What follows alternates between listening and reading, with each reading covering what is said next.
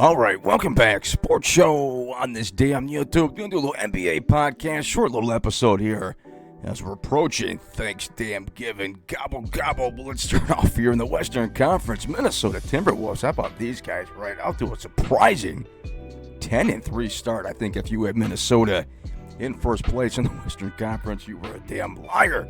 Timberwolves 9-1 their last 10 games, 6-0 at home. A lot of teams undefeated at home so far.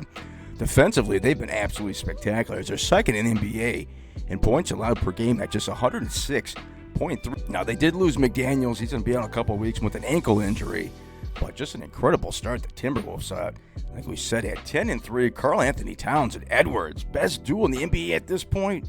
We'll see moving forward, but just an incredible start for a franchise that seems to be up and down for just decades. Let's slide over to Denver. The Nuggets 10-4. Another team 7-0 at home. Jokic and Malone tossed in the last game against the Pistons. I don't know if you guys caught that. That was some funny shit there. Jamal Murray still out with an injury. Go Porter Jr. doing a great job, though, stepping in his absence for Denver. 10-4, solid so far, obviously, during the regular season. Long way to go, but man, Jokic is just still playing at that MVP level. He's been playing at the last few years. OKC, and this is a team under the radar, right? 10-4, 5 straight wins. Bench play has been strong for the Thunder. Chet Holmgren, the human stick figure, slowly starting to come into his own. It reminds me of a slow-motion Kevin Durant. I swear to God, if you watch Kevin Durant and just put the speed down a little bit, I think that's what you got in Chet Holmgren. Gilgeous Alexander, I'm telling you, man, one of the best players in the NBA. He's averaging 29.6 points per game. He's also leading the league in steals. Doing it from both sides out there for OKC and Phoenix. Are they ever going to get this big three together, right? Booker, Beal, Durant. Oh my. Cannot get these guys together just because of injury. Booker returns, but Beal out again with a lower back strain. So we'll see how it all plays out. But Phoenix so far disappointing as they're unable to get that big three they assembled together on the floor at the same time. And LeBron, 39,000 points. Unbelievable. Lakers have won 3 in a row, 4-0 in the in-season tournament that they going on here. I did a little poll on the channel, I think yesterday or the day before, and overwhelmingly it was voted down that you guys don't like the tournament. We'll touch on that a little bit later, my opinion on it. But the Lakers at 9-6, 3 wins in a row, starting to eat up here out there in L.A. All right, let's go over some Eastern Conference notes here. The Celtics, 11-3, best record. What an offseason they had, right? Porzingis fitting just perfectly in with this squad, like Tatum and Brown. All three of them together have just been playing off the charts. Tatum averaging 28 points per game, Brown 21, and Porzingis at 19.5. Getting good play, too, from Derek White and Holiday in the backcourt.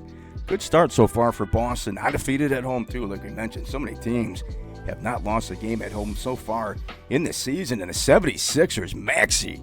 This dude's coming into his own. Who the hell needs James Harden? 26.8 points per game, 7.1 rebounds. Obviously, Embiid's still doing what he does.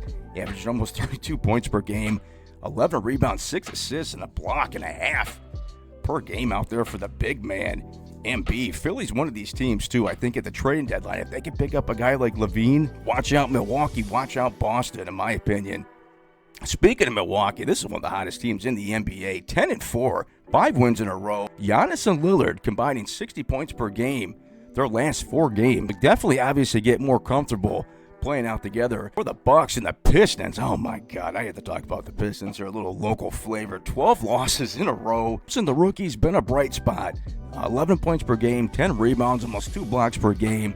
Definitely productive numbers for the number 5 pick out there for Detroit, but 2-13. Cade Cunningham is averaging almost 5 turnovers per game. Just awful play out there. Jaden Ivey had a tough time breaking the rotation. The injury to Hayes allowed him to get some more minutes, but man, something's got to give out here in Detroit. Cade returning from the injury from last season, that this team would be much more improved, and it's just been going downhill so far. Poor Monty Williams.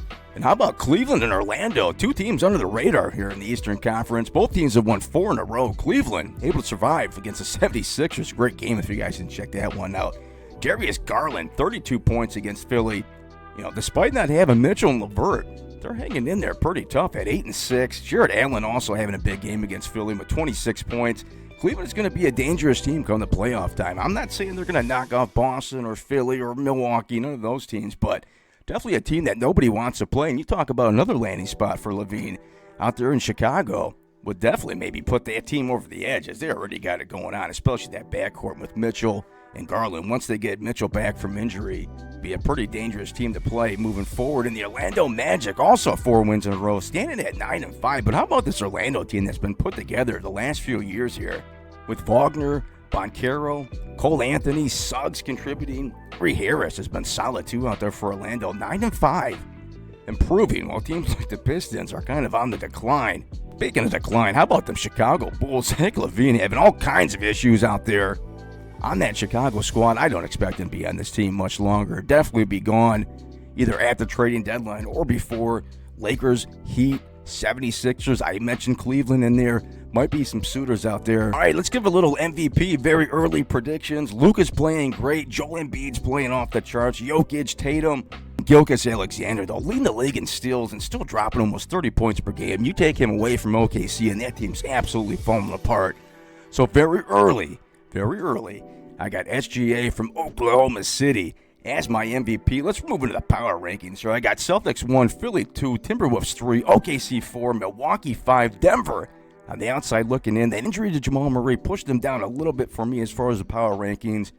Nothing long-term with that injury is everything I'm rating, so he will be returning shortly, but I got them at number 6. That rounds out our power rankings. And let's talk about this NBA in-season tournament. I think they did this whole damn thing wrong, at least in my opinion. They should have started the season with this. Instead of going that Tuesday and Friday thing, you lose track of the shit. The courts are cool. I think everybody's kind of getting used to the courts. You know, it's tourney time. Once you see it popping up there Tuesday or Friday, having a week in between, it just loses the whole momentum of the thing. In my opinion, they should have started it from the beginning of the season, do a one-game elimination like we're all used to, instead of this group soccer play that they're doing. One and done, roll it through the beginning of the season. Would kind of give everybody a format that we're used to with the NCAA tournament. I think it would have added a lot more drama too, instead of this week off in between. It just doesn't work. NBA wrap up. Thanks for watching. Happy gobble gobble Thanksgiving, everybody out there. See ya.